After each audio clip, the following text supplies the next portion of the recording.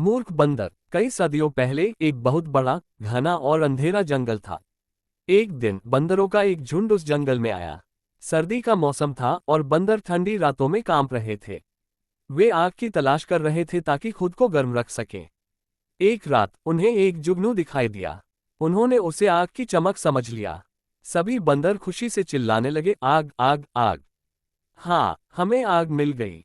कुछ बंदरों ने उस जुगनू को पकड़ने की कोशिश की, लेकिन वह उड़ गया। वे बहुत दुखी हो गए क्योंकि उन्हें आग नहीं मिल पाए। वे आपस में बात करने लगे कि अगर उन्हें आग नहीं मिली तो वे इस ठंड में नहीं बच पाएंगे। अगली रात उन्होंने फिर से कई जुगनू देखे। कई कोशिशों के बाद कुछ बंदरों ने कुछ जुगनुओं को पकड़ लिया। उन्होंने जमीन में एक गड्ढा खोदा और उसमें जुगनुओं को रख दिया।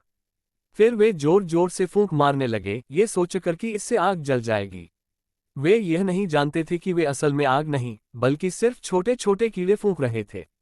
एक पेड़ पर बैठा एक बुद्धिमान उल्लू ये सब देख रहा था। वह बंदरों के पास आया और बोला, अरे बंदरों, यह आग नहीं, ये तो जुगनू है।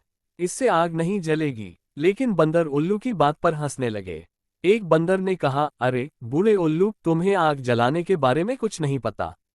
हमें परेशान मत करो। उल्लू ने फिर से उन्हें समझाया, बंदरों, तुम जितनी भी कोशिश कर लो, जुगनुओं से आग नहीं जलेगी। मेरी बात सुनो। लेकिन बंदर नहीं माने। वे लगातार जुगनुओं को फूंक मारते रहे। उल्लू ने आखिरी बार कहा, तुम इतना संघर्ष कर रहे हो, पास की गुफा में शरण ले लो। वहां ठंड से बच जाओगे। यहां बैठकर बेकार मेहनत मत करो। एक गुस्साए बंदर ने उल्लू पर चिल्ला दिया, जाओ यहां से। हमें मत सिखाओ। उल्लू सिर हिलाकर उड़ गया। बंदर सारी रात मूर्खतापूर्ण काम करते रहे।